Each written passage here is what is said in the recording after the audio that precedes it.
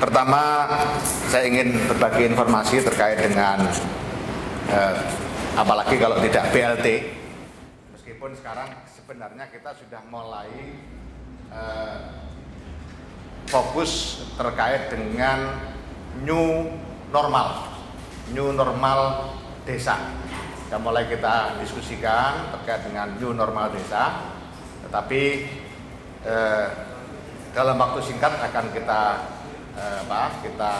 rumuskan secara lebih masif dan lebih detail, karena pada intinya sebagaimana kita maklumi, desa harus lebih siap lagi menghadapi situasi new normal pada konteks pertahanan diri dan lingkungannya untuk tidak terdampak COVID-19.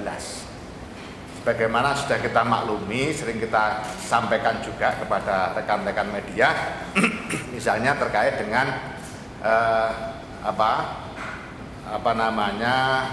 ODP, itu yang dikelola oleh desa, efektif, efisien. Nah, ini harus kita lanjutkan penanganan pencegahan, ya, penanganan pencegahan terkait dengan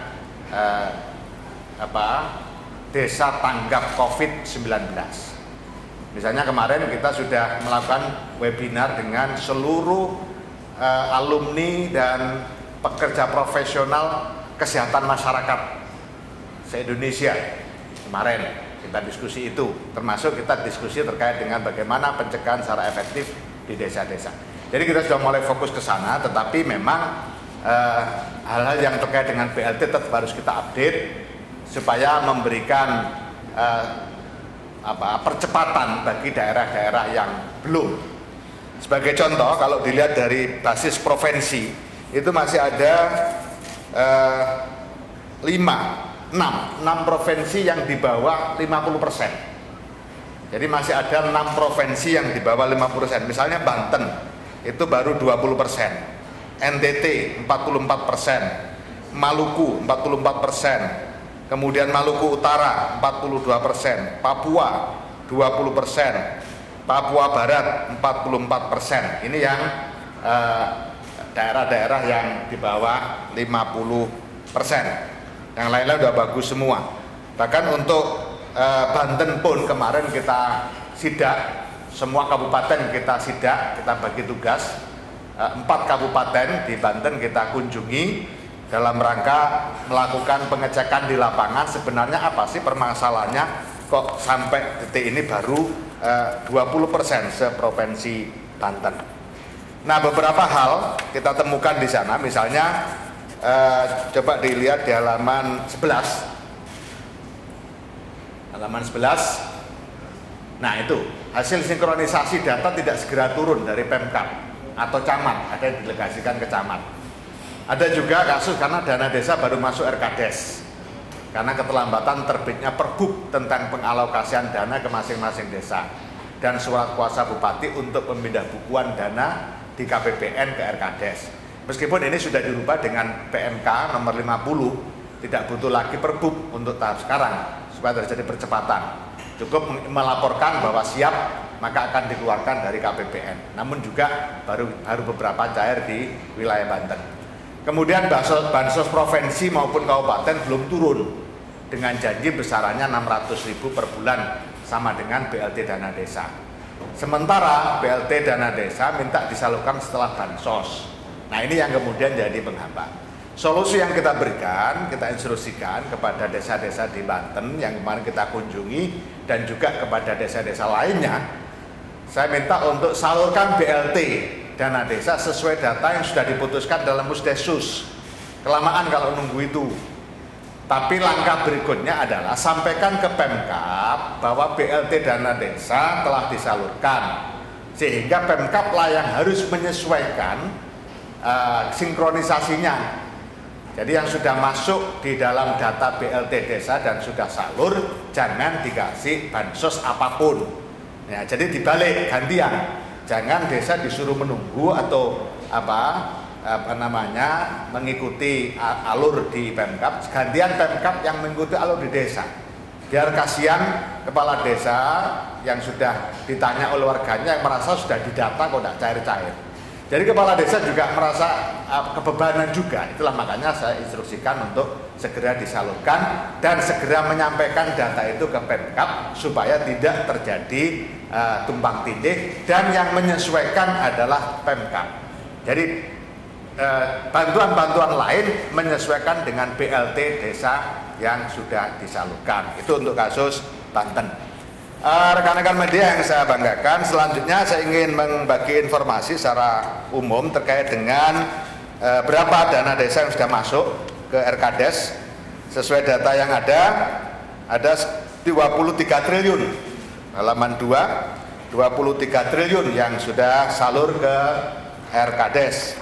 Kemudian dari 23 triliun itu yang digunakan untuk padat karya tunai 1 triliun 43 miliar 754 juta, ada kenaikan, sehingga ini menandakan bahwa desa-desa sudah mulai menggeliat menuju ke new normal di tingkat desa.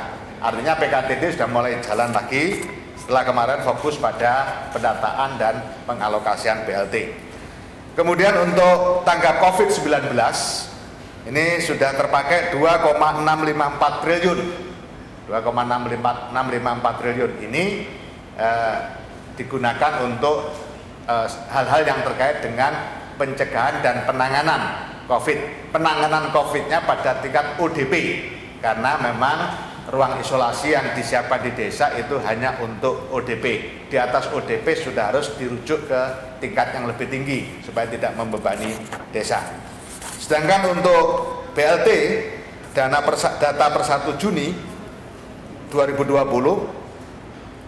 sebagaimana dimaklumi, dana yang sudah masuk ke rekening kas desa itu ada 69.443 desa atau 93% dari total jumlah desa. Kemudian pada desa-desa yang inilah, yang 69,443 ribu ini yang kita lakukan penghitungan terhadap prosentase dana desa yang sudah digunakan untuk BLT dan disalurkan. Pertama, desa yang sudah musdes khusus dan telah menetapkan calon keluarga penerima BLT sebanyak 67.640 desa atau 90% dari total desa yang sudah mendapatkan RKDes atau sudah mendapatkan penyaluran dana desa. Sedangkan desa yang sudah salur itu 55.042 desa atau setara 80% dari yang dana desanya sudah salur ke RKDes. Kemudian yang sudah musdes tapi belum salur itu ada 12.598, termasuk di daerah-daerah tadi yang saya sebutkan, misalnya daerah Banten, terbanyaknya di Banten, kemudian di Papua, Papua Barat, Maluku Utara, Maluku, kemudian Nusa Tenggara Timur. Total KPM, keluarga penerima manfaat BLT dana desa yang sudah tercover 5.806.900 KPM. Jadi 5.806.900 KPM yang terdiri atas 1.213.506 keluarga yang kehilangan mata pencaharian, 247.283 keluarga yang anggotanya menderita penyakit kronis dan menahun. Jadi ini sekaligus kita juga melakukan pemetaan terkait dengan kesehatan masyarakat, termasuk yang kemarin kita diskusikan dengan para alumni dan petugas profesional kesehatan masyarakat, lulusan Fakultas Kesehatan Masyarakat. Kita juga mendiskusikan bagaimana penanganan warga berpenyakit kronis dalam konteks new normal di tingkat desa. Kemudian dana desa yang sudah tersalur 3.484 juta 484 miliar 140 juta rupiah. Sedangkan grafik kalau kita lihat, alhamdulillah sudah semakin mengerucut, halaman 7 sudah semakin mengerucut. Nah, ini semakin mendekati titik temu, mudah-mudahan dalam minggu ini sudah betul-betul terjadi titik temu antara yang Musdesus dan yang menyalurkan. Berarti kalau ini sudah titik temu, tidak ada lagi kendala di tingkat kabupaten karena desanya sebenarnya sudah siap. 67.640 desa dinyatakan sudah Musdes, itu berarti sudah selesai pada tingkat pendataan dan siap salur. Tetapi yang betul-betul menyalurkan di bawah itu karena memang terkendala sebagaimana saya ilustrasikan tadi fakta yang ada di lapangan. Sedangkan kalau kita tilik dari jumlah kabupaten, di posisi kiri sudah juga semakin meningkat, yang 100% sudah ada 153 kabupaten, kemudian yang 75 sampai 99% ada 144 kabupaten kota, yang 50 sampai 74% ada 45, di bawah 50% ada 69 kabupaten kota, yang masih 0 23, dan semua ini ada di Papua. Kemudian NTT 1 karena memang dia minta penundaan, jadi sampai sekarang belum menyalurkan. Kemudian ada yang juga sudah salur di habis ya, dana desanya sudah habis untuk pencairan tahap pertama, sehingga BLT-nya menunggu pencairan tahap kedua, makanya sampai sekarang masih 0%. Tetapi beberapa daerah sudah berjanji hari ini akan menyalurkan. Kemudian terkait dengan simulasi peluang apakah berapa jumlah KPM yang tercover, berdasarkan simulasi awal ada 12 juta, tetapi setelah penyaluran mencapai 70% ini kelihatan sekali realisasinya. Pada akhirnya nanti kemungkinan kita akan mengcover 8 juta KPM. Ini sebuah situasi yang sangat menggembirakan, berarti penyaluran jaring pengaman sosial di daerah-daerah, di desa-desa, kebijakan Pak Presiden Jokowi ini cukup efektif dan tidak banyak tumpang tindih. Buktinya apa? Kita menargetkan 12 juta KPM, tetapi pada perjalanannya akan tercover 8 juta. Karena realisasi dari rumus yang kita terapkan itu tidak lebih dari 46% yang digunakan oleh desa untuk alokasi BLT dana desa. Sehingga kalau kita rinci, keluarga penerima manfaat hari ini yang sudah menerima itu 5.806.900, setara 47% dari target yang pernah kita simulasikan 12.347.160 KPM.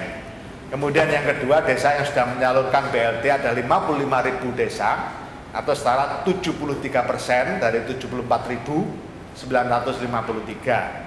Sehingga kalau dihitung dari situ, capaian KPM atas desa yang telah tersalurkan yaitu 47/73% sama dengan 64%. Itu artinya desa cenderung hanya menggunakan 64% dari batas maksimal.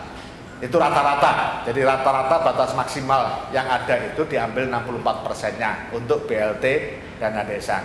Sehingga terjadi revisi target KPM 64% dari total yang disimulasi 12.347.160 KPM, kurang lebih 8 juta KPM. Harapannya sekarang pada posisi 5,8, berarti kurang 2 jutaan lah. Mudah-mudahan dalam minggu ini 2 juta yang menjadi target itu selesai, karena sudah seluruh desa yang menganggarkan dan mengalokasikan dan membutuhkan BLT dana desa itu kemudian tersalur secara tepat sasaran. Jadi pada intinya begini, protokol new normal tingkat desa itu terdiri atau berisi berbagai macam protokol yang sudah dikeluarkan oleh berbagai kementerian dan lembaga. Jadi misalnya urusan kesehatan, tentu kita harus merujuk protokol new normal versi Kementerian Kesehatan. Kemudian urusan pemerintahan dan kemasyarakatan, kita merujuk pada protokol new normal dari Kementerian Dalam Negeri dan seterusnya. Nah, Kementerian Desa mengisi ruang kosong dari protokol-protokol itu dan memberikan ruang yang cukup luas ke tiap-tiap desa untuk melakukan improvisasi terhadap protokol new normal sesuai dengan akar budaya masyarakat masing-masing, adat istiadat masing-masing. Sehingga penerapan protokol new normal di tingkat desa tetap bertumpu atau bersumber dari berbagai protokol yang dikeluarkan oleh kementerian dan lembaga terkait, tapi juga bertumpu pada akar budaya masing-masing desa, sehingga kearifan lokal tetap harus menjadi perhatian utama juga di dalam penerapan protokol new normal, dengan tetap melakukan perhitungan tingkat kesehatan masyarakat. Jadi prinsipnya tidak bisa dirubah, di mana masyarakat harus sehat, tidak terdampak COVID-19, bisa memutus mata rantai penularan COVID-19, tetapi dari sisi adat istiadat dan budayanya tidak mengalami perubahan yang mendasar. Saya pikir itu sahabat-sahabat sekalian yang saya banggakan. Terima kasih. Kurang lebihnya mohon maaf. Assalamualaikum warahmatullahi wabarakatuh.